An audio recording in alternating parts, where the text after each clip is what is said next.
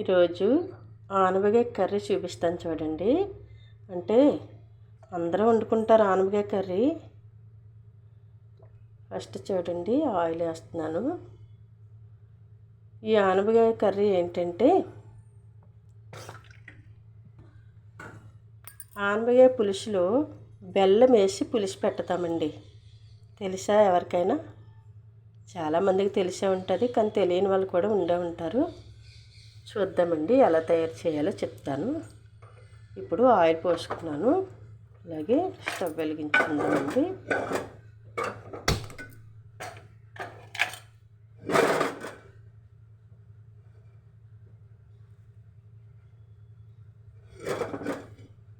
Oil కాగాక ఉల్లిపాయలు వేద్దామండి.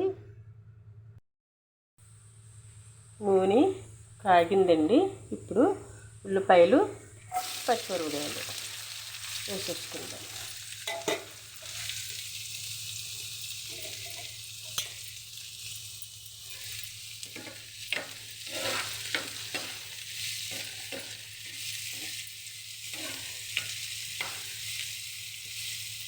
బాగా మగ్గనిద్దామండి.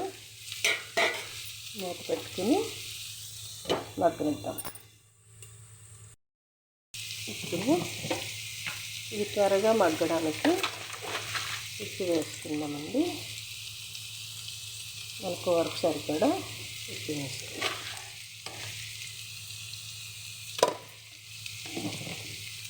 అంటే చాలామంది ఆనపకాయ కర్రీ వండుతారు, అయితే దప్పలంలో బెల్లం వేస్తారు కదా, కానీ ఇది కర్రీయేనండి, దప్పలం కాదు, కర్రీయే. అలాగే ఇందులో పసుపు కూడా వేసుకుందామండి. కొంచెం పసుపు అండి.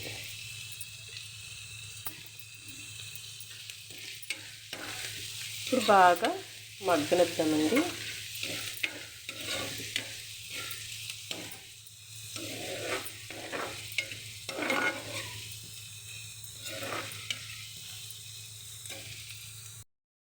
చూసారా, ఉల్లిపాయలు సిమ్లో పెట్టుకొని ఉల్లిపాయలని చూడండి చక్కగా ఇలా దగ్గరికి మగ్గిపోవాలి, అంటే వడిలిపోయినట్టు అవ్వాలన్నమాట. ఇలాగ అవ్విన తర్వాత ఇప్పుడు ఇందులో ఆనపకాయ ముక్కలు వేసేసుకుందామండి.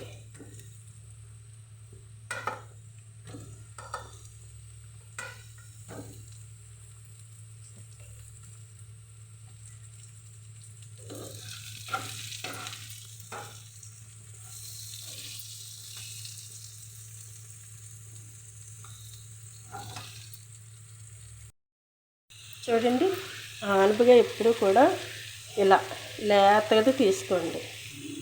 అంటే గింజలు కూడా చూసారా, గింజలు కూడా లేవన్నమాట. అంత లేత అయితే మనకి టేస్ట్ అనేది చాలా బాగుంటుందండి. చూసారు కదా. ఇప్పుడు ఈ ఆనపకాయలు మూత పెట్టుకుని చక్కగా దగ్గరికి మగ్గనిద్దాం. ఇది కూడా ఉల్లిపాయలాగా వడిలిపోయేలాగా మగ్గనిద్దాం. అప్పుడే కర్రీ అనేది మంచి టేస్ట్ వస్తుందండి. చూసారా, సగం మగ్గినాయండి, ఇంకాస్త మగ్గనిద్దాం.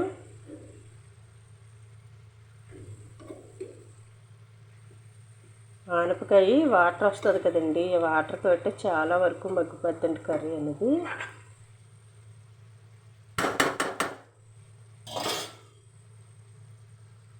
మూత పెట్టుకుని మగ్గనిద్దాం. చూసారా, ఆనపకాయల నుంచి వాటర్ చూడండి ఎలా వచ్చేసింది. చూసారా, అదిగో చూడండి. అంటే లేతకాయ అయితే చక్కగా ఇలాగా మగ్గిపోద్దండి చక్కగాను. వేసినప్పుడు ఎన్ని ముక్కలు ఉన్నాయి చూసారు కదా, నిండిపోయినట్టు అనిపించిందా? ఇప్పుడు చూడండి, సగం కూడా మగ్గిపోయింది. ఇప్పుడు ఇంకా మగ్గుతుల్లోకి ఇంకా తగ్గుతుంది అన్నమాట. ఇంకా కొంచెంసేపు మగ్గనిద్దాం, ఎందుకంటే ఆనపకాయ కర్రీ మనకి ఎంత మగ్గితే టేస్ట్ అనేది అంత అదిరిపోద్ది అనమాట. మగ్గనిద్దామండి. కొంచెంసేపు మూత పెట్టుకుని సిమ్లో పెట్టుకున్నాను, మగ్గనిద్దాం.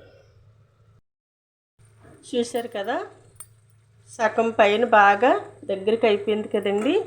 ఈ స్టేజ్లో కారం వేసుకుందామండి. మనం దేంతో మగ్గబెట్టామో చూశారు కదా, ఉప్పు పసుపు అంతే, ఆ రెండు వేసాము.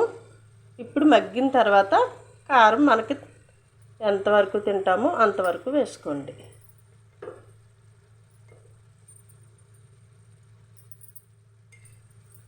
పులిపే కాబట్టి కొంచెం కారం అనేది ఎక్కువే పడుతుందండి. చింతపండు పులుపు తీసుకునేలాగా పక్కన పెట్టుకుందాం.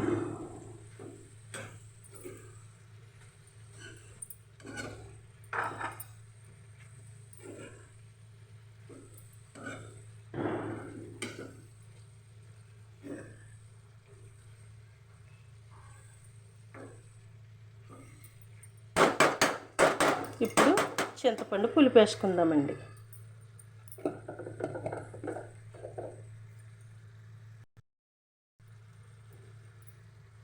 ఇదిగోనండి చింతపండు పులుపు, చింతపండు నీళ్ళు ఇప్పుడు ఈ స్టేజ్లో వేసేసుకుందాం.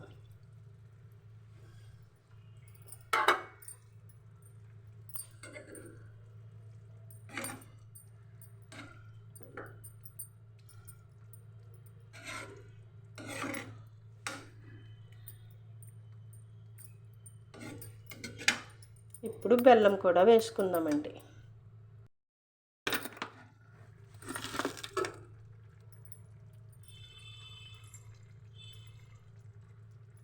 కొంతమంది తీపి ఇష్టపడతారు, వాళ్ళు కొంచెం ఎక్కువ వేసుకోవచ్చు. తీపి ఇష్టం లేని వాళ్ళు కొంచెం తక్కువ వేసుకోండి.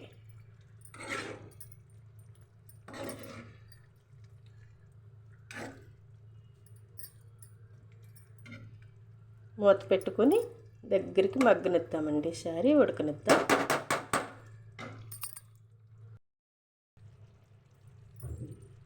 చూడండి కర్రీ చక్కగా ఈ స్టేజ్లోకి వచ్చాక దించేసుకోవచ్చండి.